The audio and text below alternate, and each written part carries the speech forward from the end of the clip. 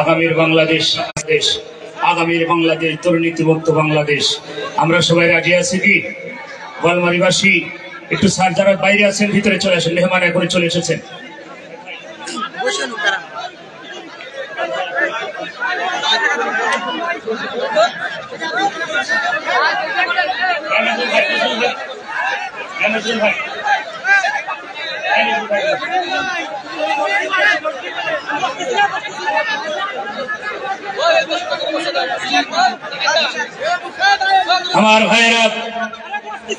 আমার ভাইয়েরা আগামীর বাংলাদেশ, কোরআনের বাংলাদেশ রাজি আছেন? তারা একটু হাত তুলে আমার আল্লাহকে দেখান, আল্লাহকে দেখান ভালো করে, তুই হাত উঁচু করে দেখান। সম্মানিত ভাইয়েরা একটু হাত নামাবেন না, কেউ হাত নামাবেন না প্লিজ, কেউ হাত নামাবেন না, কেউ হাত নামাবেন না। আপনারা আল্লাহকে দেখান। আজকে এই ময়দান থেকে শপথ নিতে হবে আগামীর বাংলাদেশ দুর্নীতিমুক্ত বাংলাদেশ গড়ার। ফরিদপুরবাসী রাজি আছো? তোমার আল্লাহকে দেখান, ফেরেশতাদেরকে ভিডিও করুন। যদি জিহাদের ডাক শুনে আসে, ওই জিহাদের ময়দানে কাফনের কাপড় মাথায় বেঁধে আল্লাহর পথে জীবন দিতে রাজি আছেন? আমার ভাইয়েরা একটু হাত নাড়া দিয়ে দিন। আল্লাহ তুমি হাতগুলো কবুল করো, আল্লাহ তুমি হাতগুলো কবুল করে না। আমার ভাইয়েরা জীবন দিতে রাজি আছেন? জীবন চাইনি আমি, এত নিষ্ঠুর হুজুর না। জীবন নেবো, মাল চাই, মাল। তাড়াতাড়ি পুরো হাত ঢোকান। দ্রুত বিড়ি সিগারেট আর টিস্যু বাদে, বিড়ি সিগারেট টিস্যু বাদে। আল্লাহ ভিতরে সবাই ব্যাগ নিয়ে যাচ্ছে, লাল ব্যাগ, লাল ব্যাগ নিয়ে স্বেচ্ছাসেবক যুবকেরা ব্যাগ নিয়ে দ্রুত 3-4 মিনিট সময় দেব। মা বোনেরা, আপনাদের ভিতরে যে সমস্ত স্বেচ্ছাসেবিকা মা বোনের দায়িত্ব আছে আপনারা কালেকশন করেন দ্রুত। আমার ভাইয়েরা ব্যাগ নিয়ে ভিতরে চলে যান। এই স্বেচ্ছাসেবক ভাইরা কই? ব্যাগ নিয়ে কই? দ্রুত 5 মিনিটের ভিতরে শেষ করতে হবে। মেহমান চলে এসেছেন, আমরা আর দেরি করবো না ইনশাল্লাহ। সম্মানিত ভাইরা যারা দাঁড়িয়ে আছেন তারাও দেবেন। এ ভাই সবাই পুকুরে হাত ঢুকান। আজকের এই মাহফিলের জন্য অনেক ব্যয়বহুল। আপনারা জানেন, আপনারা মাহফিল যদি চান আগামী বছর এই ময়দানে বিশাল মাহফিল হবে, আপনারা কি সবাই চান? তাহলে সবাই দেন, পুকুরে হাত ঢুকান। আরে ভাই, আপনার পুকুরে যদি টাকা না থাকে পাশের পুকুরে হাত ঢুকিয়ে করবেন, দুজনের ইনসাফ হবে। টেনশন নেই, দ্রুত করেন, দ্রুত 5 মিনিট সময় সবাই দেবেন। সবাই যুবক, আবু সাহিদ রক্ত দিয়েছে, মুগ্ধ পানি দিয়েছে। তোমাদের আর রক্ত দেওয়া লাগবে না, পানিও দেওয়া লাগবে না, এখন খালি ব্যাগের ভিতর টাকা দিলেই হবে। তাড়াতাড়ি যারা দাঁড়িয়ে আছেন হাজার হাজার, তাদের কাছে ব্যাগ নিয়ে যান, তাদের কাছে ব্যাগ নিয়ে যান। মা বোনদের ভিতরে যারা কালেকশন করছে, মা বোনদের দায়িত্ব আছে কি? মা বোনদের ভিতরে যাদের দায়িত্ব দেওয়া হয়েছে, আপনারা কোনো 10 মিনিট 20 মিনিট ধরে কালেকশন করেন, কোনো ব্যাপার না। মা, আপনাদের আলোচনা হবে, আগামীতে যদি আসে আলোচনা হবে। বেড়াতে রাতে রসুল জাহান্নামের ভিতরে নারীর সংখ্যা বেশি দেখেছেন। মা, এখানে যা পারেন 10 টাকা, 20 টাকা, 50, 100, 500 যে যা পারেন সবাই দেবেন। কই আপনাদের ব্যাগের কই? এই সাইড ব্যাগ কই? কয়জন হয় নাকি? 100 জন দরকার ছিল এখানে। সবাই দেবেন। খবরটা হাত দরকার ভাই, পুকুরের ভিতরে টাকা বের করে দেন। 10টা টাকা হলে আজকে এই মাহফিলে থাকা লাগবে। আজকের এই মাহফিল আমাদের জীবনের শেষ মাহফিল হতে পারে, পারে কিনা? কোন গ্যারান্টি ওয়ারেন্টি আছে? সবাই দিতে থাকেন। সম্মানিত মা বোনেরা, আমি দোয়া করি আপনাদের জন্য। প্রত্যেকটি মা বোনকে খাদিজার মতো, আয়েশার মতো চরিত্র দিয়ে দিন।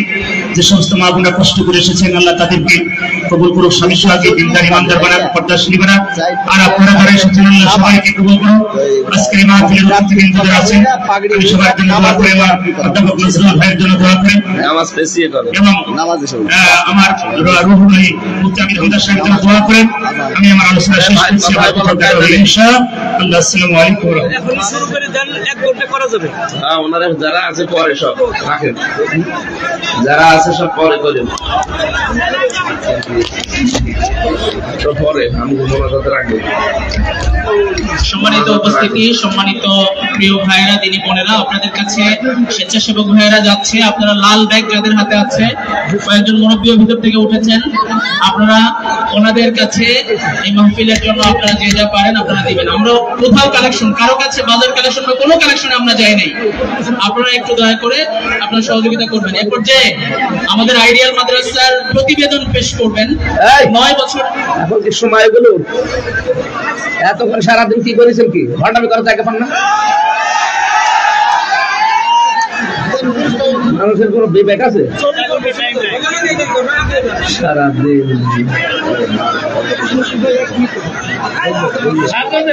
এতক্ষণ কি করেছেন কি? এখন বাসে কত আর কি করছে কি?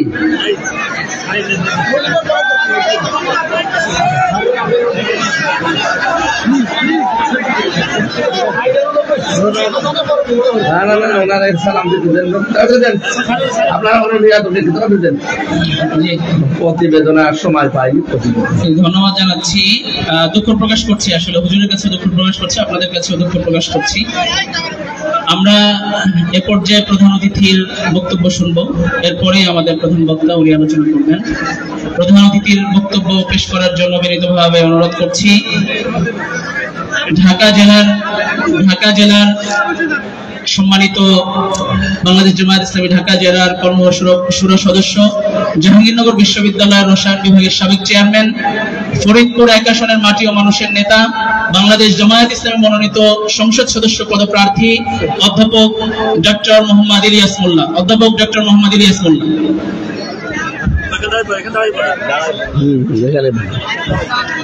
أعوذ بالله من الشيطان الرجيم بسم الله الرحمن الرحيم الحمد لله رب العالمين والصلاة والسلام على سيد المرسلين وعلى آله وصحبه أجمعين। মহিমানী স্টেডিয়ামে আজকের এই বিশাল তাফসীরুল কুরআন মাহফিলে উপস্থিত আন্তর্জাতিক খ্যাতি সম্পন্ন আলেমে দ্বীন মুফতি আমির হামজা এবং অন্যান্য আলেমে দ্বীন বৃন্দ এবং আমার সামনে উপবিষ্ট ভাই এবং বোনেরা, আসসালামু আলাইকুম ওয়া রাহমাতুল্লাহ।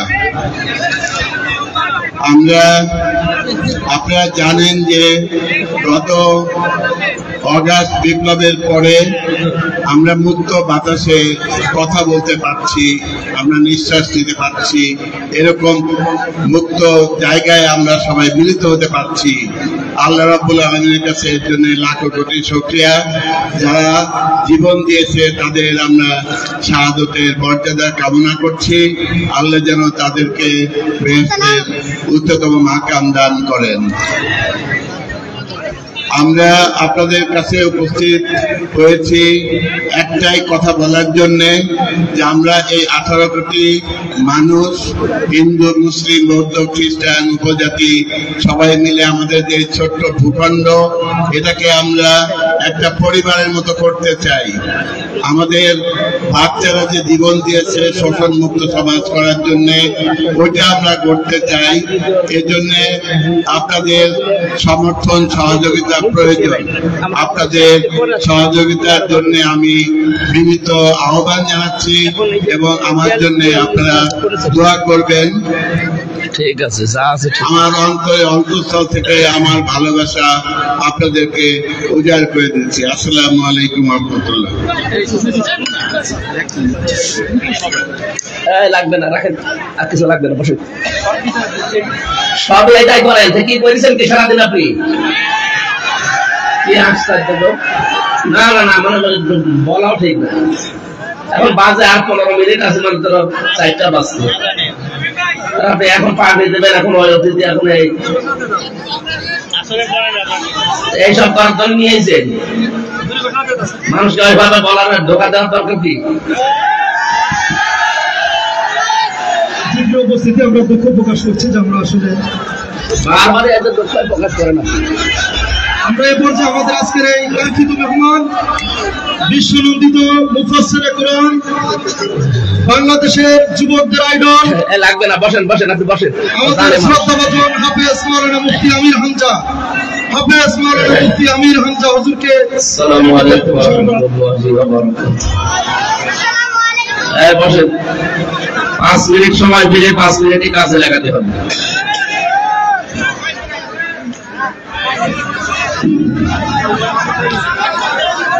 আবার লিখে দিয়েছে 2টা থেকে 4টা পর্যন্ত। যা লিখবেন, যে সময় লিখবেন ওই সময় কাজ করা লাগবে। সময়ের অনেক দাম।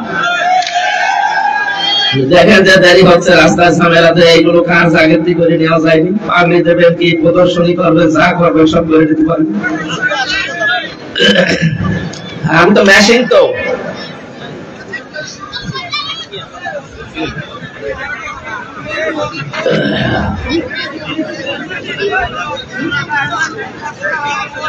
সামনে থেকে এক জেলায় একটা করে নেবেন।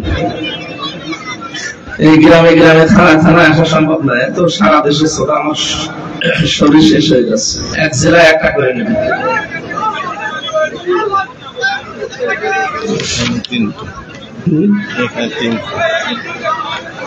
আলহামদুলিল্লাহ।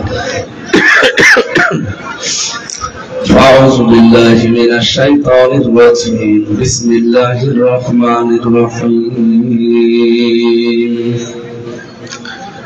سبحان الذي أسرى بعبده ليلا من المسجد الحرام إلى المسجد الأقصى الذي باركنا حوله لنريه من آياتنا إنه هو السميع البصير صدقت يا ربنا اللهم صل على محمد وآله وصحابه وبارك وسلم الحمد لله বোয়ালমারী আইডিয়াল মাদ্রাসার উদ্যোগে তাফসীরুল কোরআন মাহফিল স্বনামধন্য সভাপতি অধ্যাপক ইমারত হোসেন চৌধুরী দামাত বারকাতুহুল আলিয়া, প্রধান অতিথি বিশিষ্ট শিক্ষাবিদ সমাজসেবক সাবেক চেয়ারম্যান রসায়ন বিভাগ জাহাঙ্গীরনগর বিশ্ববিদ্যালয় অধ্যাপক ডক্টর ইলিয়াস মোল্লা আতালাল্লাহু উমরাহু ওয়া বারাকাল্লাহু ফি হায়াতি আমিন। যারা আলোচনা রেখেছেন মাওলানা হোসাইন মাহফুজ সহ অন্যান্য উলামায়ে কেরাম, মঞ্চে বসা সম্মানিত ব্যক্তিবর্গ, সামনে বসা মুসলমান ভাইরা, পর্দার আড়ালে সম্মানিত মা এবং বোনেরা, প্রাণ প্রিয় ফরিদপুরবাসী, কথা বন্ধ করেন, নিস্তব্ধ হয়ে যাবেন। খুব গুরুত্বপূর্ণ কয়েকটা মেসেজ শেষ করবো আমরা, যেহেতু নামাজ সামনে। মাহফিল এটা নিয়েছেন আমি জানিও না, আপনারা এইভাবে ডবল করে নিন, 3 ডবল করে নিন, আর আমার দোষ দেন যে হুজুর আলোচনা 1-1.5 ঘন্টা 2 ঘন্টা করে না। নিয়েছেন মাহফিল রাত্রে বলি ফরিদপুর শহরে, জোর করে টেনে আবার এখানে নিয়ে এসে চলে এসেছেন। আর আমি আসছি কোথা থেকে? নিজেদের কথাবার্তা কিছু ঠিক নেই। আজকে এখানে 14টা করে মাহফিল নিয়ে একটা আলোচনা তোলা যায় না। যতটুকু সময় পাচ্ছি আল্লাহ যেন কাজে লাগানোর তৌফিক দেন এবং বরকত দেন। প্রশংসা আদায় করছি মালিকের, যিনি আমাদেরকে মানুষ বানিয়েছেন। আলহামদুলিল্লাহ। এই মানুষের এই সুন্দর সমাজকে সভ্য সমাজ, কল্যাণময় সমাজ বানানোর জন্য এই মাসে আজকের এই যে দিন চলছে, এই যে সামনে রাত আসতেছি, রজব মাসের এই 26 তারিখে দিবাগত রাতে ধনির এই ধরা থেকে আমাদের নবী মুহাম্মদুর রাসূলুল্লাহ সাল্লাল্লাহু আলাইহি ওয়াসাল্লামকে আল্লাহ রাব্বুল আলামিন নিজের কাছে নিয়ে গিয়েছিলেন 27 বছর একাধারে। 27টা জিনিস তাকে দেখিয়েছিলেন গুরুত্বপূর্ণ। 27 বছরের জিনিস দেখিয়েছেন কয়টা? আল্লাযী বারাকনা হাওলাহু, আল্লাহ বলেন তার চারিপাশে বরকত ঢেলে দিয়েছি। একেবারে কাবার চত্বর থেকে অথবা তার উম্মেহানির ঘর, এখান থেকে শুরু করে আরশ মহল্লা পর্যন্ত, সেখান থেকে যত নিয়ামত দেখানো দরকার সবগুলো আমি আল্লাহ দেখালাম। বড় বড় আমরা 27টা নিয়ামতের কথা পেয়েছি। এগুলো তাকে আল্লাহ একদিন 2 দিন ধরে না, 27 বছর ধরে ঘুরে ঘুরে তিনি দেখিয়েছেন।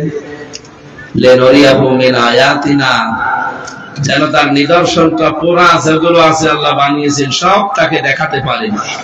গুরুত্বপূর্ণ যেহেতু 27টা দেখিয়েছিলেন, আমরা এর উপরে থাকবো। আর আসার সময় সামনে যেহেতু বিশ্বনবী একটা কল্যাণময় রাষ্ট্র হাতে পাবেন, একটা দেশকে আসলে কল্যাণময় করতে হলে কি কি কাজের আঞ্জাম দেওয়া লাগে সেরকম 14টা কাজ তাকে শিখিয়েছিলেন। সময় নিয়েছেন কত বছর? জবান খুলে বলেন কত বছর? 27 বছর, তার বয়স যখন 53 বছর, ওই সময় আল্লাহ তাকে নিয়েছেন। 27টা বছরে একাধারে 14টা জিনিস তাকে শিখিয়ে দিয়েছেন আর 27টা জিনিস তাকে দেখিয়েছেন। আমরা এর উপরে আজকের আলোচনাটা শেষ করব ইনশাআল্লাহ। আমাদের যেহেতু একটা নতুন দেশ, এদেশকে আমরা যদি কল্যাণময় রাষ্ট্র বানাতে চাই, আমার মনে হয় এই 14টা কাজের বিকল্প নেই। দল মত নির্বিশেষে সব এক হয়ে যাওয়া লাগবে। আজকে জনাব মাহমুদুর রহমান, আমার দেশ পত্রিকার সম্পাদক, সকালবেলা একটা ভিডিও ছেড়েছেন, দেখেছেন আপনারা? যে দেশের আলেম এবং মুসলমান যারা দাবি করে, তারা যদি এক হতে না পারে, তাহলে সামনে এই রাজ্য আবার ভারতের করদ রাজ্যে পরিণত হওয়ার সম্ভাবনা তিনি দেখতে পাচ্ছেন। তারা যেহেতু দূরদর্শী সম্পন্ন মানুষ, যা দেখে আন্দাজে দেখে না। আমাদের জন্য সৌভাগ্যের বিষয়, আগস্টের 5 তারিখের আগ পর্যন্ত বাংলাদেশে মাত্র 100 জনের 15 জন মানুষ চাইতো দেশে ইসলাম কায়েম হোক। কিন্তু এখন এই জানুয়ারিতে রিপোর্ট দিচ্ছে আমেরিকার গোয়েন্দা সংস্থা, ওরা তো আমাদের চাচাতো ভাই না। তাম দুনিয়ায় যারা মুসলমানের শত্রু, তার ভেতরে তারা 1 নম্বরে আছে ইহুদি, 2 নম্বরে মুশরিক। মুশরিকের ভেতরে তাম দুনিয়ায় শুধু মুসলমান বাদ দিয়ে যা আছে সবাই পড়ে, কারণ সবাই আল্লাহর সাথে শিরক করে। কি কথা বুঝতেছে?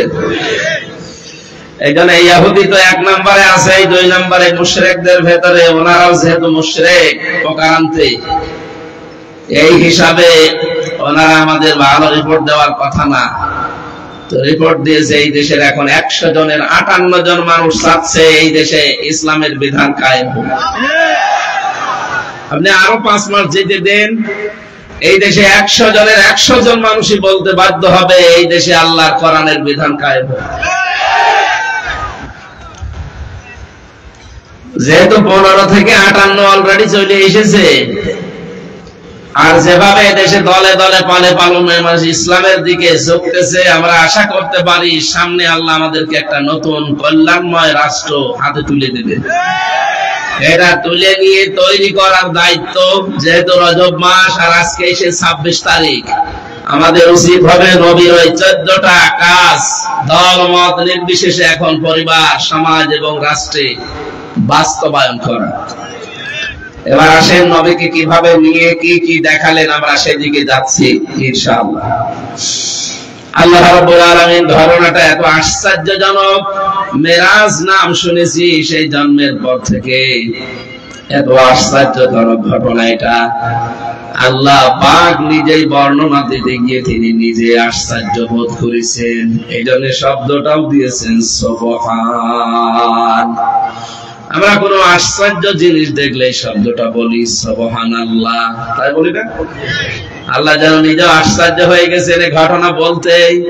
সুবহানাল্লাযী আসরা বিআবদিহি লাইলাম মিনাল মাসজিদিল হারামি ইলাল মাসজিদিল আকসা। সব পবিত্রতা সেই আল্লাহর জন্য, যিনি তার বান্দাকে কোন এক রাতের বেলা মসজিদে আকসা থেকে মসজিদে হারাম থেকে মসজিদে আকসা পর্যন্ত ভ্রমণ করিয়েছিলেন। কেন করিয়েছেন এবার আল্লাহ সেই বর্ণনা দিচ্ছেন।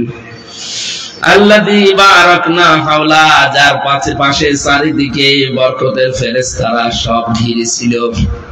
যদিও ফেরেশতা জিবরাইল এসেছিলেন, কিন্তু তাকে নেওয়ার জন্য ফেরেশতা জিবরাইলের সাথে আল্লাহ পাঠিয়েছেন বরকত স্বরূপ আরো ৭০,০০০ ফেরেশতা। আমি নবীর শান মান মর্যাদা বর্ণনা করার জন্য না, কারণ তার শান মান আমরা জানি যে অনেক বেশি। জিবরাইল এসে তার পায়ের নিচে ফেরেশতা তার জহব্বা দিয়ে চেটেছিলেন, তাকে স্মরণ করিয়েছিলেন যে ওঠেন, আপনাকে আল্লাহর মেহমান হিসাবে লিনুরিয়াহু মিন আয়াতিনা, তার বিভিন্ন নিদর্শন আল্লাহ দেখাবে, আমার সাথে চলেন। নেওয়ার সময় যত ঘটনা আছে আপনারা কম বেশি জন্মের পর থেকে অনেকেই শুনেছেন। প্রথম, দ্বিতীয়, তৃতীয়, চতুর্থ আসমান এভাবে নিতে নিতে একেবারে সর্বশেষ রব্বুল আলামিন বাইতুল মামুর নাম শুনি আমরা, বাইতুল আকসা নাম শুনি আমরা, মুহাম্মদুর রাসূলুল্লাহকে আল্লাহ কিন্তু শুধুমাত্র সাধারণ মানুষের ইমাম বানিয়ে নামাজ আদায় করাননি। দুনিয়াতে লক্ষ লক্ষ নবী তার পেছনে, ফেরেশতা তার পেছনে নামাজ আদায় করেছিল। এই জন্য তাকে বলা হয় ইমামুল মুরসালিন, সাইয়্যিদুল মুরসালিন। নবীদের তিনি ইমাম, নবীদের নেতা। এখানে একটা প্রশ্ন জাগে, যে লোকটা নবীদের পর্যন্ত নেতৃত্ব দিয়েছেন, তার নেতৃত্ব বাদ দিয়ে দুনিয়ায় এমন কার নেতৃত্ব আছে যে মেনে নেওয়া যায়? আপনার বিবেক কি নেই? সেই নবীর আদর্শ এখনো পর্যন্ত আমাদের সামনে বিদ্যমান। মাথায় যদি অন্তত গোবর না থাকে, হালকা পাতলা মগজ থাকে, সেই লোকটার জন্যও মুহাম্মদুর রাসূলুল্লাহ বাদ দিয়ে অন্য কাউকে নেতা মানা জায়েজ নেই। সে তো মানতেই পারে না। এরপরও হয়তো দুনিয়ার দিকে তাকিয়ে শয়তানের ধোঁকায় পড়ে অনেকে উল্টা পাল্টা অনেক দিকে যান। আপনি এখনই আপনার মত, আপনার সিদ্ধান্ত এখনই পাল্টাবেন। যতদিন বেঁচে আছি এই পৃথিবীতে, কিয়ামতের দিন যেন মুহাম্মদুর রাসূলুল্লাহর পেছনে থাকতে পারি, এই আশা উদ্দেশ্য নিয়ে কোনদিন আর কাউকে নেতা মানি না মুহাম্মদুর রাসূলুল্লাহ বাদ দিয়ে। এটা একমত আছেন আপনারা? মাহফিল সাকসেস হয়ে গেছে। তারা হাত ধরেননি, তারা হাত কয়েকদিন পরে ধরবেন।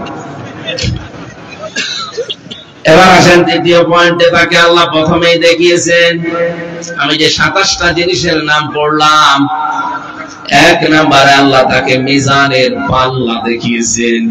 কিসের পাল্লা? মিজানের পাল্লা। মানে আমরা কি মনে করি, এরা কথা বলে কি, এর সমস্যা কি? শুনতে পাচ্ছেন না কথাগুলো?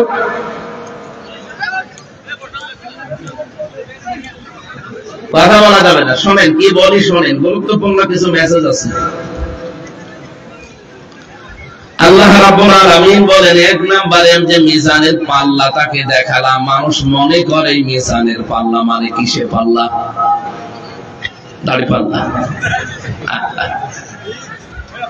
আপনি এমন কোন অভিধান পৃথিবীতে পড়েছেন জীবনে, নাকি শুনে শুনে পর্যন্ত যে মিজানের পাল্লা মানে দাড়ি পাল্লা পড়েছেন? কোন জায়গায় পড়েন? আমিও কোন জায়গায় আজ পর্যন্ত পাইনি যে মিজানের পাল্লা মানে দাড়ি পাল্লা। মিজান মানে মানদণ্ড। মিজান মানে কি? আমাদের ভেতরে একটা ভ্রান্ত ধারণা ঢুকে আছে। যদি আপনি একমত হবেন কিনা আমি জানি না, আপনাকে আমি আরো চিন্তা ভাবনা করার জন্য বলছি। বিশেষ করে আমাদের এই দেশগুলোতে, আমি বাইরের অনেক দেশে এটা পাইনি, শুধু বাংলাদেশ, ভারত, এই দুইটা দেশে এই কনসেপ্টটা আছে যে কিয়ামতের দিন আল্লাহ আমাদের আমল মিজানের পাল্লায় তুলে দিয়ে মাপ দেবেন। এক পাল্লায় দেবেন নেকি, আর এক পাল্লায় দেবেন বদি। এটা শোনেন? এক কথা বলে না কেন? কোনদিন কি চিন্তা আসে না যে মিজান মানে মানদণ্ড, আর মাপবেন আল্লাহ কিয়ামতের দিন কি মাপ দেবেন? আমল। বলেন আরো জোরে বলেন, বলেন সবাই বলেন। আমল মানে কাজ। বলেন। শিক্ষক হয়ে এখন তো আপনাদের ক্লাস নিচ্ছি, ছাত্র বসে আছে। বলেন, জবান খুলে বলবেন আমল মানে কি? আরো জোরে বলেন। এবার আমার প্রশ্ন, কোন পাগলও যদি এখানে থাকে, ওই পাগলকে যদি বলা হয় যে 5 কেজি কাজ দিলাম, দাড়ি পাল্লায় তুলে দেন, ও হাসবে। কোনদিন ভেবেছেন যে মিজানের পাল্লা মানে আমরা মনে করি দাড়ি পাল্লা, কিয়ামতের দিন আল্লাহ আমল মাপবে। আমল মানে কাজ। আমল মানে কাজ। কি দাড়ি পাল্লায় কেউ তুলে দেয় যে 5 কেজি কাজ? বলেন, কোন ধারণায় আছেন আপনি? এই কারণেই তো আমরা আসল কোনটা নকল কোনটা, আসলের সামনে কি করা লাগবে, পেছনে কি করা লাগে, এই বিষয়টা জানি না। আমাদের জীবন চালিয়ে চলে যাচ্ছে।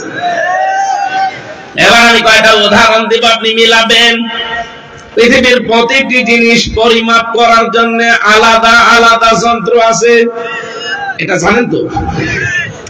আপনাকে যদি এই জমিনটা মেপে দেওয়ার জন্য বলা হয় যে এই ফুটবল ময়দানটা মেপে দেন, আপনি দাড়ি পাল্লায় তুলে দেবেন? এটা মাপার জন্য গজ লাগবে, ফিতা লাগবে, এটা ঠিক আছে তো? বলেন।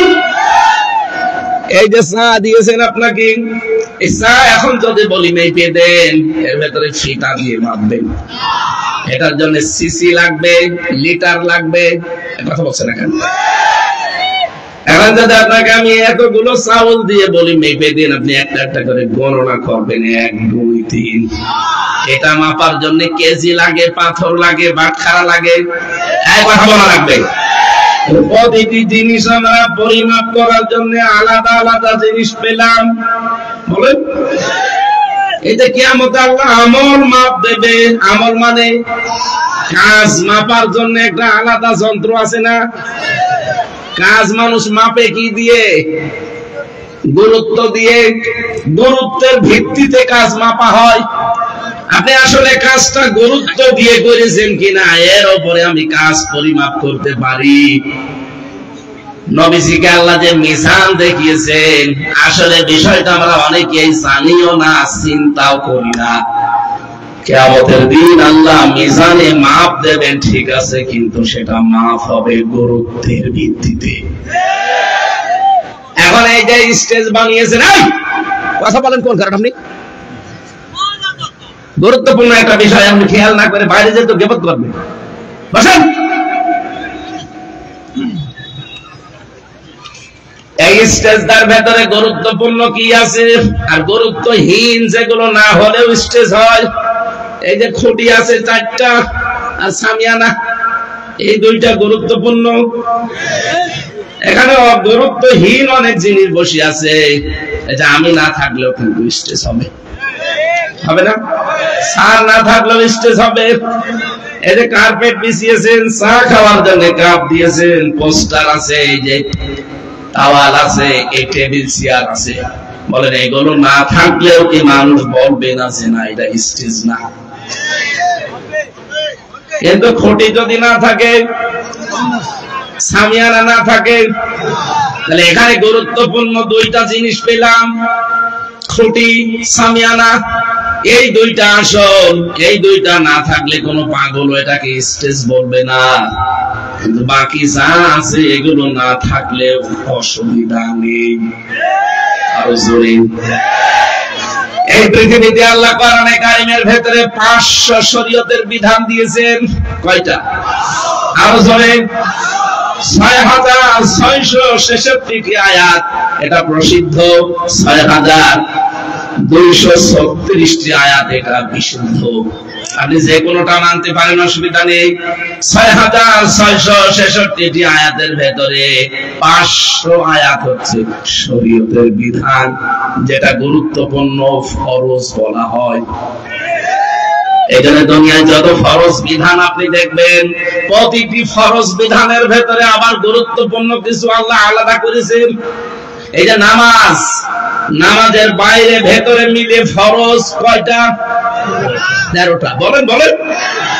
আপনি 12টা আদায় করলেন, একটা আদায় করেননি। এখন যদি বলেন আমার তো 12টা আদায় হয়েছে, একটা নাই ছেড়ে দিয়েছি, তাতে কি? অন্তত 12টা সওয়াব আমাদের দিন। আপনার কি একটা সওয়াব হবে? কি হবে? 0, শূন্য, কোনো দাম নেই। পুরা 12টায় মাটি। কি বুঝলেন এখান থেকে? সারা জীবন তো নামাজ পড়েন। এরকম ফরজ বিধান দুনিয়ায় যত আছে সবগুলোতে আলাদা আলাদা আলাদা কিছু গুরুত্বপূর্ণ জিনিস সব ভাগ করা আছে। হজের ফরজ নেই, রোজার ফরজ নেই, যাকাতের ফরজ নেই। কোন বিধান আছে দুনিয়ায় যে ফরজ অথবা বিধান নেই? দেখবেন প্রতিটি ফরজ বিধানের ভেতরে আবার ফরজ। নামাজ যেমন ফরজ, নামাজের ভেতরে আবার ফরজ কয়টা? আল্লাহ রাব্বুল আলামিন এই পৃথিবীর ভেতরে আমাদেরকে পাঠিয়েছেন, ইন্নী জাইলুম ফিল আরদি খলিফা, আমি তোমাদেরকে জমিনে খলিফা করে পাঠালাম। কি করি? আরো জোরে বলেন, বলেন তো, ইন্নী জাইলুম ফিল আরদি। আল্লাহ যদি বলতেন ফিল খানকা খলিফা, যে খানকায় পাঠালাম খলিফা করে, তাহলে আপনি আল্লাহর ওলির মুরিদ হয়ে গেলে আপনার দায়িত্ব শেষ। কি আপনি ওখানে মুরিদ হয়ে গেলে আপনার আর কোনো চিন্তা ছিল না, কয়দিন পরে দেখবেন আপনি খলিফা হয়ে গেছেন। আপনাকে কোন দরবারের খলিফা করে আল্লাহ পাঠাননি। এই ফরিদপুরে তো দরবার বহু আছে, যে কোনো এক দরবারের খলিফা হয়ে গেলে আপনার জীবন সাকসেস। আল্লাহ বলেন না, আপনাকে আমি পাঠিয়েছি জমিনের খলিফা করে। কোথায়? আরো জোরে বলেন। আপনি নিজের বিবেককে একেবারে প্রশ্ন করেন তো, আপনি কি জমিনে আছেন? না। আপনি মাদ্রাসায় আছেন পড়ে, আপনি মসজিদে আছেন পড়ে, আপনি খানকায় আছেন, আপনি দরবারে আছেন, জমিন ফাঁকা পেয়েছে জালেমরা, 180 মাইল বেগে চালাচ্ছে। তাহলে খলিফা হিসেবে থাকতে হলে খানকায়, দরবারে, কবরে, মাজারে, না কোথায় থাকা লাগবে? আরে ভাই, এই কথাই তো বোঝাতে চাই যে আমাদের জমিনে থাকা লাগবে। জমিনে থাকতে গেলে অবশ্যই যারা এতদিন জমিন দখল করেছিল তাদেরকে উৎখাত করতে গেলে একটু ঝামেলা হতে পারে। সেই ঝামেলা সামনেও হতে পারে, কথা বলে না কেন? আবহমান কাল থেকে হয়েছে, এখনো হচ্ছে, সামনেও হবে। কারণ আল্লাহর খলিফা এই জমিনে আল্লাহ পাঠিয়েছেন। জমিনে আমরা ছিলাম না, এই জন্য জমিন ফাঁকা ছিল, যারা আমরা মন মতো চালিয়েছে। এখন যেহেতু আপনি এসেছেন, ওরা তো এমনি এমনি আপনাকে ছাড়বে না। কিন্তু আমরা যেহেতু আল্লাহর খলিফা, এই জমিনে আমরা থাকবই। এখানে থাকতে চাই কেন? কারণ এই জমিনে আল্লাহ এই কোরআন দিয়েছেন। বলেন না কেন? এই কোরআন এই জমিনে দেয়নি। এর ভেতরে 500 শরীয়তের বিধান আছে। আমি যেমন নামাজের 12টা ফরজ আদায় করলে আর একটা না করলে আমার পুরা নামাজ বাতিল, একটা সওয়াবও হবে না, পুরা ছিল শূন্য। কারণ দরুদের ভিত্তিতে আপনি প্রথম কাজটাই করেননি। ঠিক তেমনি 500 বিধানের 499টা হয়তো আপনি মানেন, কিন্তু একটা মানেননি। এদিকে তাকান, 499টা মানেন, একটা মানেন না, এবং আপনি বিরোধিতা করেন। আল্লাহর কসম, ওই 499টা মানলেও আপনার সওয়াব হবে 0। এই জমিনে নামাজ পড়া ফরজ, আপনিও বলছেন, আমিও বলি, আমিও জানি। রোজা রাখা ফরজ, আপনিও মানেন, আমিও মানি। কিন্তু কোরআন দিয়ে সংসদ চালাতে হবে, এটাও যে ফরজ, আমি জানি, আমি মানি, আপনি জানেন, কিন্তু আপনি মানেন না। এটাকে তখন আপনি বলেন এটা রাজনীতি, এটা ধর্ম ব্যবসা। আপনি জানতে মাতাল হলে তো তাহলে ঠিক আছেন, কথা বলেন না কেন? আপনাকে আমি বাঁচাতে চাই ভাই, আপনি ভুল করছেন, বুঝে করেন আর না বুঝে করেন, আপনার 499টা আদায় হচ্ছে। আকিমুস সালাত যেমন কোরআনে আল্লাহ দিয়েছেন, আতুস যাকাত যেমন দিয়েছেন, আন আকিমুদ্দিন ওইরকম দিয়েছেন। সুতরাং নামাজ পড়বেন, রোজা রাখবেন, হজ করবেন, যাকাত দেবেন, বাবা 499টা পালন করবেন। কিন্তু আকিমুদ্দিন, এই জমিনে আল্লাহর খলিফারা তার দিন কায়েম করবে, এটা আপনার কাছে রাজনীতি মনে হয়, দুনিয়ার কাজ মনে হয়। আল্লাহর কসম, 13টা ফরজের 12টা আদায় করে যেমন একটা সওয়াবও পাননি, 499টা মানতে পারেন, একটা মানেননি, আপনিও কিচ্ছু পাবেন না। কিয়ামতে আল্লাহ যখন মাপ দিয়ে দেখবে, আরে 499টা হয়েছে আর একটা কই, একটা সওয়াব নেই, ওরা 0 শূন্য হয়ে যাবে। এটা যারা সহজে বুঝে ফেলেছেন ভালো, যারা এখনো বোঝেননি এদিকে আসেন, কানের নিচে 2টা করে দিচ্ছি, তখন বুঝবেন। এত সহজ করে বলার পরও আপনি না বোঝার ভান করে থাকেন, ঘটনার জায়গা পান না। এই বোয়াল মারি এখন যদি তেলের কেজি 60 টাকা হয়, ফরিদপুর শহরে যদি 59 টাকা হয়, 1 টাকার জন্য দরকার ওখানে যাবে। এটা তো বেশ ভালো বোঝো। ফরজ নামাজের উদাহরণ দিলাম, 12টা ফরজ আদায় করে একটা আদায় না করলে পুরাটা মাটি। আর 499টা আদায় করো, দিন কায়েমত একটা, এইটা আদায় করতে গেলে তখন রাজনীতি মনে হয়, দুনিয়ার কাজ মনে হয়। কিয়ামতে আল্লাহ যখন মিজানে মাপবে তখন গুরুত্বহীন, কিচ্ছু পাবে না। আমি দেখতে পাচ্ছি আয়াতটা পড়ে আমি অনেকেই কিন্তু ধরা খেয়ে বসে আছি। এখন আপনি কি করবেন? আপনার বিবেককে কাজে লাগান। আমার মনে হয় যদি আপনি এই ওয়াজ বুঝে থাকেন, এ মাহফিল সাকসেস। আর যদি না বোঝার ভান করে বসে থাকেন যে আমার বোঝাতে পারলে আমার বউ দিয়ে দেব, ওর বউ বলছে তুমি কি করলে, বলছে আরে আমাকে বোঝাতে পারলে তুই আমার বোঝাতেও পারবে না, বউ দেব। আপনি এইরকম ধান্দায় যদি থাকেন, এখানে 1 ঘন্টা কেন, ওরা 45 মিনিট সময় আছে, তারপরেও বলছে না আমাদের শরীরের অবস্থা 5 মিনিট কথা বলাই ঠিক না। ডাক্তার বলছে সারাদিন সারাতে ঘুমাবে। জালের আগে মানে শান্তিতে রেখেছিল 3 বছর, হাসির কন্টেন্ট ছেলে 3টা বছর আমার শেষ করে দিয়েছে। এখন তো বেঁচে আছে, আমার মনে হয় এটা দয়া আল্লাহ। ডায়াবেটিস কত চলছে, কোন সময় হয় 15, 19, 27। আমার এই শরীরে ডায়াবেটিস, শয়তানও বিশ্বাস করে না, কিন্তু আছে। জালেমরা 3টা বছরে আমার কতগুলো রোগ এদের কারণে হয়ে গেছে। খাবার দাবারও দিত না ঠিক মতো। এই জন্য বলছি আগামী থেকে আমির জামাত ডক্টর শফিকুর রহমান হাফিজাহুল্লাহ, ওনার কাছ থেকে উনি জানিয়েছে প্রত্যেক জেলায় একটা করে নেবেন। মানুষজন সব ওখানে যাবে আর লেখাপড়া করবেন। এক একটা সাবজেক্টের উপরে কমপক্ষে 60 ঘন্টা পড়া লাগবে। আমরা যা বলি এটা আন্দাজে, 1 মোসানবির কাহিনী 2.5 ঘন্টা বলছে, তো যা শোনে ওরাও বোঝে না, যে বলে ওরাও বোঝে না। আমি 20 মিনিট কথা বলছি, এই গুরুত্বপূর্ণ কথাগুলো আপনি টের না পেলেও ছাড়তে প্লিজ। কি বলতে চেয়েছি আপনি বুঝেছেন? এরপরেও যদি কেউ ভুল করেন, সত্যি কথা বলছি, আপনি কিন্তু কিয়ামতের মিজানের পাল্লায় মাপ দিতে গিয়ে ওই নামাজ ফরজের যে উদাহরণ দিলাম, 12টা আদায় করেছিলেন, একটা আদায় করেননি, তাহলে পুরাটা 0 বা 0, আপনারও কিয়ামতে 0 বা 0 হবে। তখন আফসোস করে লাভ হবে। নবীকে আল্লাহ এই মিজান দেখিয়েছিলেন যে আপনি এইটা পৃথিবীর ময়দানে মানুষকে বলবেন যে গুরুত্বপূর্ণ কাজগুলো আগে করো। আর আমরা ওইটাই আপনাকে বোঝাতে আসি যে নামাজ যেমন গুরুত্বপূর্ণ, দিন কায়েম করাও গুরুত্বপূর্ণ। এই দিন যদি বাংলাদেশে কায়েম হয়ে যায়, এই দেশে তখন চাঁদাবাজি করার লোক পাবেন না। দিন কায়েম নেই, এই জন্য বাংলাদেশে এখনো চাঁদাবাজ আছে না নেই? আগে ছিল তো 180 মাইল বেগে চালাতো, এখন দেখছি 190 মাইল বেগে চলছে। সেদিন এক লোক গিয়েছে এক জজের কাছে চাঁদা চাইতে গাইবান্ধায়, নারায়ণগঞ্জের বন্দরে গেছে রাত 12:30টার সময়। ওরা বলছে যে আমরা এত রাতে চাই চাঁদা চাইতে, মানুষ টের পায় কি করে? আরে বেটা, আমি রিমান্ডে ওদের মেশিন দেখেছি। আমার যে 10 দিন ওরা রিমান্ডে নিয়ে বিভিন্ন জিনিস দেয়, আমার উপকার হয়েছে, কষ্ট হয়েছে, উপকার হয়েছে। ওরা এমন এমন মেশিন ইসরায়েল থেকে নিয়ে এসে রেখেছিল। আপনি মনে করছেন আমি রাত 2টার সময় যাই চাঁদা চাইতে? মানুষ জানে কি করি। আপনি পায়খানায় বসে বসে কি করেন তা ওরা ওখানে বসে বসে দেখতে পাচ্ছে, জানেন? 18 কোটি মানুষ ওদের হাতের থালার ভেতরে, থালার ভেতরে যা আছে দেখতে পাচ্ছেন না? এইরকম করে রেখেছে।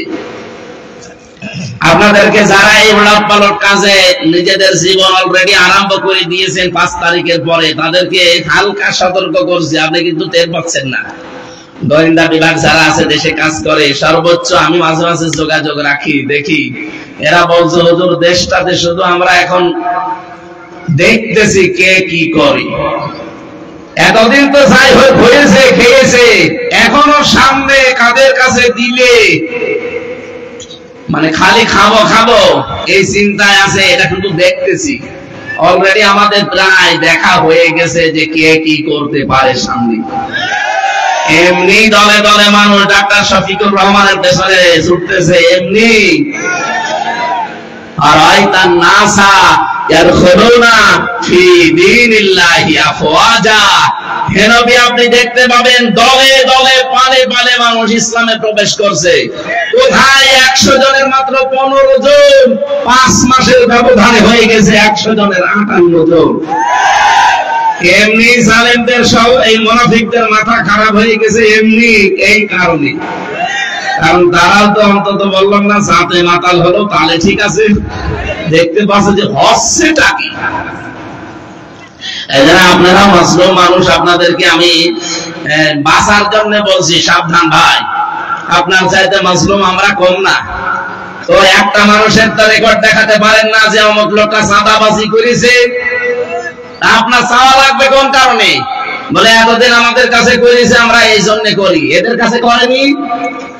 এই মানুষটাও তো ব্যবসা করতে পারেনি 15 বছর, কথা বলেন না কেন? এই তো চাকরি ঠিক মতো উপরে উঠতে চাইনি, এক চেয়ার থেকে আর এক চেয়ারে উঠবে 15 বছর আরো নিচে নামিয়ে দিয়েছে। বৈষম্যের শিকার শুধু আপনারা, আমরা হইনি। দেখো আমরা তো এগুলো করি না। সাবধান, আপনি থামবেন।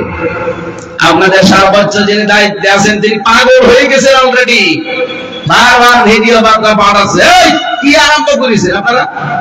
থামেন। জনগণ যদি সত্যি মুখ ফিরিয়ে নেয় কোন বাবা আপনার পাশে থাকবে না। এজন্য আমরা সাবধান হব ভাই। নবীজিকে আল্লাহ যে মিজান দেখিয়েছিলেন, আমরা কিন্তু মিজানের একটা হালকা টাচ পেলাম যে কিয়ামতের দিন আল্লাহ মাপ দেবে আমাদের কাজ, আর কাজ দাড়ি পাল্লায় তুলে দিয়ে মাপে না, 5 মাপতে হয় গুরুত্বের ভিত্তিতে। এজন্য জীবনে গুরুত্বপূর্ণ কাজ যেগুলো সেগুলো আগে করব। গুরুত্বপূর্ণ কাজ নামাজ পড়া না দাড়ি রাখা? অনেকে আছে বলে দাড়ি রাখি না এজন্য নামাজ পড়ি না। আরে ভাই আগে নামাজ পড়েন, দাড়ি পরে রাখেন। আপনি এই ওসিলা দিয়ে তো দাড়ি রাখার ওসিলা দিয়ে নামাজ বাদ দিতে পারেন। আমি আজকের স্টেজের বললাম এই যে খটি আর সামিয়ানা আপনি খুলে ফেলেন। কোন পাগল বলে যে এটা স্টেজ আমি দেখবো? কিন্তু এই সামিয়ানাও নেই, খটি নেই, আন্দাজে আপনি লাল কার্পেট বিছিয়ে রেখেছেন, মানুষ বলবে যে স্টেজ। গুরুত্বপূর্ণ কাজগুলো এখন থেকে সামনে নিয়ে আসবে। পৃথিবীর সবচাইতে গুরুত্বপূর্ণ কাজ হচ্ছে আনাকিমুদ্দিন, কারণ এইটা না থাকলে অনেক ফিতনা ফাসাদ দূর করা সম্ভব না। শুধু ফু দিয়ে আওয়াজ করি, কথা বলেন না কেন? এই যে জেনা ব্যবসা এখনো কি বন্ধ হয়ে গেছে? আকাশ সংস্কৃতির নামে ভারত থেকে বিনাপ করা পত্রিকা আসে। শুধু বিনাপ করা পত্রিকা না, 36টা চ্যানেল। একজন আজানের জবাব দিয়ে দেন, একজন দিয়ে দেন, আদায় হয়ে যাবে। 36টা চ্যানেল চলতো। এখন যদি মাহমুদুর রহমানের যে আশঙ্কা আমার দেশ পত্রিকার, যে সামনে যদি দেশের টুপিওয়ালা যারা দাবি করে মুসলমান আর আলেম যারা, এরা যদি এক হতে না পারে, এটা কিন্তু অঙ্গরাজ্য অলরেডি সামনেও হয়ে যাওয়ার সম্ভাবনা আছে। কারণ দাদাদের খবর খাওয়া আর প্রসাদ খাওয়া বুদ্ধি তো দেখেছেন না কি টাচ দিয়েছে। আমির জামাত ডাক্তার শফিকুর রহমান হাফিজাহুল্লাহ, উনি চারমনায় পীর মুফতি সৈয়দ রেজাউল করিমের সাথে শুধু হাত মিলিয়েছে। আজকে সকালবেলা আবার আরেকজন গেছে। অনেকে এতদিন ফতোয়া দিত চার দোকানে বসে বসে, কোন দিকে যাবো হুজুররাই ঠিক নেই। এখন তো অন্তত ঠিক হয়েছে, এখন তার কথা আপনি বলতে পারেন না। এই কথা বলেন না কেন? এখন আর ফতোয়াবাজি করার সময় আছে? পীর উনিও দেখলাম শেষ পর্যন্ত কথা বলছে। অনেকে বলতো যারা হাত মিলায় না, আমরা কিন্তু অলরেডি হাত মিলিয়ে ফেলেছি, কিন্তু এক দলের মাথার উপরে ঠাটা পড়েছে। ঠাটা না, আরো কিছু পড়বে আপনাদের মাথার উপরে। আমরা চাই স্যারের কথা যে আমরা একটা পরিবার বানাতে চাই এই দেশকে। এই কথা বলে না কেন? এই সম্প্রীতিটাই এই ডাইনি মহিলা ধ্বংস করে ফেলেছিল। দলীয়করণ নাম দিয়ে আওয়ামী লীগ করলে সব মাপ, আওয়ামী লীগের বাইরে গেলে আমার মতো মানুষকে রাজাকার বানিয়ে দেয়। কোথায় পৌঁছিয়েছে? আমার চাচা আওয়ামী লীগ করে, ঠিক আছে, সে চেয়ারম্যান ছিল, সে আমার বাবার একদিন খাবার খাওয়াতে ডাক দিয়েছে। কোন শয়তান যেন হানিফ সাহেবের কাছে টান লাগিয়েছে যে আমির হামজাকে আর বাপকে আপনার যে ডান হাতে এলাকায় চেয়ারম্যান সফর, সে খাবার খাওয়িয়েছে, আপনি এখন কি করবেন করেন। তো ঠিক চাচারে ধমক দিয়ে যায়, হামজাকে ডাক দিয়ে খাওয়ালে মানে আমার ভাতিজা, ভাতিজা তাই কি এই দলে থাকতে হলে কোনো ভাতিজাও মানা যাবে না। কোথায় পৌঁছিয়েছিলেন আপনি? আপনি কি শুধু একা থাকবেন এই দেশে? আমরা এই জন্য আপনাকে একাই বের করে দিয়েছি। এমন জায়গায় গেলেন, সারা জীবন বলছিল যে আমাদের স্বামী স্ত্রীর সম্পর্ক। কিসের স্বামী স্ত্রী? যার সাথে গেছে ও দাদা তো এখন মুসলমানই দেওয়া হয়নি, ওর সাথে আপনি আন্দাজে স্বামী স্ত্রীর সম্পর্ক মিলিয়ে দিলেই হবে। আর দাদা যে বয়স, এখন যদি মুসলমানি করানো লাগে, ওই হাসান পাবেন কোথায়? কারণ ওর পাকা মোটা সওয়াল। এখন হাসান যে সে তো আর চোখ খুলে কাটতে পারবে না, চোখ বন্ধ করে কাটা লাগবে, তাও বুড়ো হাসান লাগবে। এখন মুরব্বী মানুষ এমনি হাত কাঁপবে, বুড়ো মানুষ, তারপরে চোখ বন্ধ করে ও আগা কাটতেছে, গোড়া ফিরে খাবে। মানে দাদার জীবনের মতো বিয়ের স্বাদ মিটে যাবে। এই জন্য ওনার সাথে বিয়ে যেহেতু জায়েজ না, আছে কন্যা ওখানে থাক, কিন্তু সমস্যা যেন না হয়ে যায়। একটা ফ্যাক্ট কিনা জানি না, কয়েকদিন শুনছি ওই দেশের এক মন্ত্রী অমিত শাহ, সে নাকি ওনার ছোট বোনকে ধর্ষণ করেছে, এই নিয়ে এখন তোলপাড় চলছে। এটা সঠিক কিনা আমি জানি না, তবে এইরকম যদি কিছু হয়ে থাকে যে কোথায় কিছু নিয়ে যাচ্ছে, এই জন্য আমরা একটু আশঙ্কা করছি অন্তত কন্যা যেন সেফে থাকে। আর ডোনাল্ড ট্রাম্প যা আরম্ভ করেছে, 20 তারিখে ক্ষমতা নিয়ে শপথ পাঠ করেও বলেছে ভারতের 16 লাখ নাগরিক দেশে অবৈধ, আমি সব ফেরত পাঠাবো। দাদার মাথা খারাপ হয়ে গেছে। এতদিন বলতো বাংলাদেশ না খেয়ে মরবে, এখন দেখেন পেঁয়াজ আর আলু পচে যাচ্ছে, আমাদেরকে ওরা খাবারের ভয় দেখাতো। আরে ভাই মুসলমান আমরা, এই দেশে আমাদের 1 বছরে 1 মাস না খেয়ে থাকা ফরজ। আমরা কি আপনাদের মতো পেট সর্বোচ্চ? আমরা না খেয়ে থাকাকে বছরে 1 মাস ফরজ মনে করি, আর তাদেরকে খাবারের ভয় দেখা দেখে এখন নিজেরাই কান্নাকাটি করে মরছে যে না, তোমরা আমার বাপ, তোমরা আমার দুলো ভাই, তাড়াতাড়ি খাও। আর ওদিকে ট্রাম্প যা আরম্ভ করেছে, দাদা ধুতি থাকবে, পাগল হয়ে গেছে। এরা যতগুলো আশা করেছিল, একটা আশা সাকসেস হচ্ছে না, সব আশায় গুড়ে বালি। অনেকে যারা মনে করছেন না, মাঝে মাঝে তো আপা আশা দেয় যে চট করে আসবে, কিসের চট করে? যা করেছে আপনার সাথে তো করেনি, আপনি টের পাচ্ছেন না। আমি ভিকটিম, আমি নিজে টের পেয়েছি যে কি করেছে।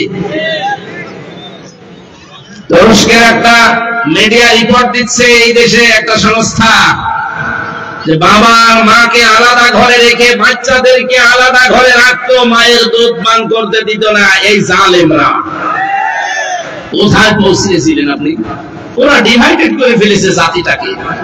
এই জন্য ডক্টর মোহাম্মদ ইউনূস প্রথম দিন যেদিন দেখেন এই দেশের দায়িত্ব নেয়, ওই দিনই বলেছিলেন যে আমরা বাংলাদেশকে একটা পরিবার বানাতে চাই, আমরা ওইটা চাই। এই কথা বলেন না কেন? আমাদের কাছে কোনো দল থাকবে না, আমরা সব একটা পরিবারের মতো হব ইনশাআল্লাহ। দ্বিতীয় নম্বরে নবীকে আল্লাহ দেখালেন কাউসার কি। নবীজিকে আল্লাহ যখন দেখাচ্ছেন জিবরাইলকে দিয়ে, হঠাৎ দেখলেন একটা গম্বুজ, গম গম করে আওয়াজ হয়। ফেরেশতাকে জিজ্ঞাসা করেন, ইয়া আখি জিবরাইল, হে ভাই জিবরাইল, এই যে আওয়াজ হয় কি এই ঘরের ভেতরে? এর নাম কাউসার। কি কিভাবে কি হয় দেখেন, চারিদিকে ঘোরেন, দেখলেন লেখা আছে চারিদিকে বিসমিল্লাহির রহমানির রহিম। নবীজি বললেন এটা কি লেখা আছে? তো বিসমিল্লাহ বুঝলাম না। ফেরেশতা বলে, হে নবী, দুনিয়ায় যারা সব কাজের আগে বিসমিল্লাহর আমল করে, আল্লাহ তাকে এই পানি কিয়ামতে খাওয়াবে। নবীজি দুনিয়ায় আসার পরে যে কোনো কাজ শুরু করার আগে তিনি বিসমিল্লাহর আমল করতেন, আর মাঝে মাঝে বলতেন রব্বুল আলামিন তুমি যেন আমাকে হাউজে কাউসার থেকে বঞ্চিত করো না, কারণ আমি বিসমিল্লাহর আমল ছাড়ি না। এই দেশের শহীদ জিয়া তিনি সংবিধানে বিসমিল্লাহির রহমানির রহিম সংস্থাপন করেছিলেন, অথচ এনারা আসার পরে সেই বিসমিল্লাহটাই তুলে দিয়েছে। কথা বলেন না কেন? আরে ভাই, যারা বিসমিল্লাহ বিশ্বাস করে না কিয়ামতে তারা হাউজে কাউসার পাবে। আরো জোরে বলেন পাবে। আর আমার তো মনে হয় এখন যেহেতু সংস্কার চলছে দেশে, এই দেশে ৯৬% মুসলমান আমরা বাস করি, আল্লাহ রাব্বুল আলামিন এই কোরআনে সংবিধান নামে একটা সূরা দিয়েছেন, সূরা ফুরকান। ৭৭টা আয়াত আছে, ৭৩টা ধারা আছে। যারা আলেম আছে, জ্ঞানী মানুষ আছে, আমার মনে হয় এই দেশে দল মত আর দেখা দেখা ঠিক না, সব আওয়াজ তোলা দরকার যে ৭৭টা আয়াতের ৭৩টা ধারা সংবিধানে এখন দেওয়া হোক। ডক্টর মোহাম্মদ কামাল হোসেনের লিখিত সংবিধান দিয়ে আমরা দেখলাম যে ছাতা চোর গেলে ডাকাত হয়, ডাকাত গেলে খুনি হয়। এইটা এই ৭৩টা ধারা একটু ওই জায়গায় বসিয়ে দেখেন, চোর কোনদিন আর ডাকাত হবে না, চোর ভালো হয়ে যাবে। সে ক্ষমতায় আছে না? সূরা মাইদার ৩৮ নম্বর আয়াত একটু ওখানে সংযোজন করেন। এই জন্য আমরা চাচ্ছি, যখন সংস্কার আরম্ভ হয়েছে, চলছে, মুসলমানদের এখন প্রাণের দাবি হওয়া দরকার। সংবিধান নামে যে সূরাটা আল্লাহ কোরআনে দিলেন, এই সংবিধান বাংলাদেশের সংবিধান হিসাবে এখন কায়েম করা হোক। আমরা চাই এটা। যারা চান দেখি লিল্লাহি তাকবীর। আলহামদুলিল্লাহ। কিয়ামতের দিন এইটা যখন হাত আল্লাহ দেখাবে, আমরা সংবিধান হিসাবে এইটা চেয়েছি, আমার মনে হয় হাউজে কাউসার আল্লাহ আমাদেরকেও ভাগ্যে দিয়ে দেবে। একটা শর্ত আছে এটা পাওয়ার জন্য, নারী পুরুষ যারা এসেছেন, ফাসাল্লি লিরাব্বিকা, রবের নামে নামাজ পড়তে হবে, লোক দেখানোর জন্য না, ভোট পাওয়ার জন্য না। নামাজ পড়তে হবে কার নামে? অনহার, কোরবানি করা। কোরবানি মানে শুধু পশু জবাই করা না, কোরবানি মানে পরীক্ষা দেওয়া, ত্যাগ তিতিক্ষা সহ্য করা। সামনে যেহেতু ইসলাম, আমার মনে হয় রাষ্ট্রীয় পর্যায়ে আল্লাহ এনে দেবে ইনশাআল্লাহ। সেই হিসাবে আমাদের নাহার লাগবে, কোরবানি লাগবে। আমরা প্রস্তুত আছি না? মুসলিম যারা এই হাউজে কাউসার পাওয়ার আশা আছে, তারা কষ্ট সহ্য করা লাগবে। ইন্না শানিয়াকা হুয়াল আবতার। যারা আমাদের শত্রু হবে, আল্লাহ গ্যারান্টি দিয়েছেন তারা লেজ কাটা নির্বংশ হবে। এমন তেমন নির্বংশ হয়ে যাচ্ছে অনেকে। সারা দেশের একই অবস্থা, শুধু এই ফরিদপুরে না। আমি বাংলাদেশের ৬৩০টা থানা আছে, কম বেশি প্রায় সব জায়গায় আমার যাওয়া হয়ে যাচ্ছে। যেখানেই যাচ্ছি দেখি জালেমদের শিকড় শেষ। শিকড় যদি কোনো জায়গায় শেষ হয়ে যায়, ওখানে আরো কিছু বসবে না। ডক্টর ইলিয়াস মোল্লা হঠাৎ করে মনে হচ্ছে শিকড় কেড়ে বসে আছে না? আমাদের মাটি ও মানুষের সন্তান উনি, হয়তো কর্ম জীবনের কারণে জাহাঙ্গীরনগর বিশ্ববিদ্যালয়ে ছিলেন। এরকম একজন সুশিক্ষিত, ভদ্র, মার্জিত এবং মেধাবী মানুষ যদি দায়িত্বে আসে, অন্তত লুটপাট হবে না। সাদাবাজি আমিরে জামাত তো জানিয়েই দিয়েছে, যদি ইসলামে দেশে আসে প্রথম দিন থেকেই বন্ধ হবে এই দেশে সাদাবাজি। আমরা ওই সোনালী বাংলাদেশ দেখার অপেক্ষায় আছি। হাফেজে কোরআন যারা হয়েছিলেন ৭-৮ জন হয়ে গেছে, তাদেরকে সম্মানিত করা হবে। এখানে নামাজ হবে, খুব বেশি সময় হয়নি, ৪:৩০টায় নামাজ শুরু হয়, এখনো ১.৫ মিনিট বাকি নামাজে। তার মানে এখনো আমাদের সময় আছে। বসেন, ওনাদের কাজগুলো করে। আমার রাতের বেলা ফরিদপুর শহরে আছে, নূর ফাউন্ডেশনে মাহফিল আছে। আর এই শরীরে মাহফিল করাও এখন ঠিক না, তারপরও আপনাদের দোয়া চাচ্ছি যেন আল্লাহ রাত ৯টা বাজতে বাজতে আবার স্বাভাবিক করে দেন। আজকের মতো একটু শেষ করে দিলাম। আসলে হচ্ছে না, রাগারাগি না, আমার শরীরের বাইরে চলে যাচ্ছে কন্ট্রোলে। এত চাপ নেওয়া সম্ভব হচ্ছে না। ওনাদের কাজটা একটু তাড়াতাড়ি করেন, যাদেরকে পাগড়ি দিতে